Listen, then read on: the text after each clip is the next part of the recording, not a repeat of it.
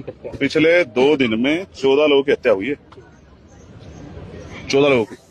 आप इसी बात से समझो कि कितनी अच्छी सरकार है और कानून व्यवस्था कितनी अच्छी है।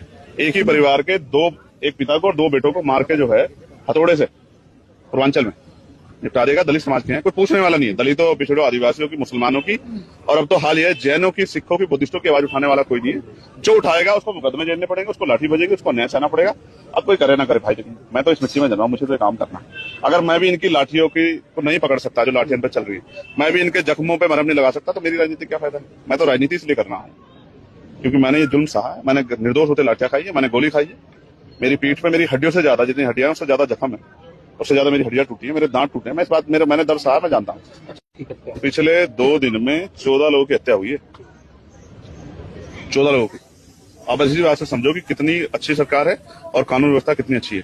एक ही परिवार के एक पिता को और 2 बेटों को मार के जो है हथौड़े से पूर्वांचल में निपटा देगा। दलित समाज के हैं, कोई पूछने वाला नहीं है। दलितों, पिछड़ों, आदिवासियों की, मुसलमानों की, और अब तो हाल यह जैनों की, सिखों की, बुद्धिस्टों की आवाज उठाने वाला कोई नहीं है। जो उठाएगा उसको मुकदमे झेलने पड़ेंगे, उसको लाठी बजेगी, उसको न्याय सहना पड़ेगा। अब कोई करे ना करे भाई, लेकिन मैं तो इस मिट्टी में जन्मा हूं, मुझे तो काम करना। अगर मैं भी इनकी लाठियों की को नहीं पकड़ सकता, जो लाठियां पे चल रही है, मैं भी इनके जख्मों पे मरहम नहीं लगा सकता, तो मेरी राजनीति क्या फायदा है। मैं तो राजनीति इसलिए कर रहा हूँ क्योंकि मैंने ये जुल्म सहा है। मैंने निर्दोष होते लाठियां खाई है, मैंने गोली खाई है। मेरी पीठ पे मेरी हड्डियों से ज्यादा, जितनी हड्डियां उससे ज्यादा जख्म है, उससे ज्यादा मेरी हड्डियां टूटी है, मेरे दांत टूटे हैं। मैं इस बात मैंने दर्द सहा, मैं जानता हूँ।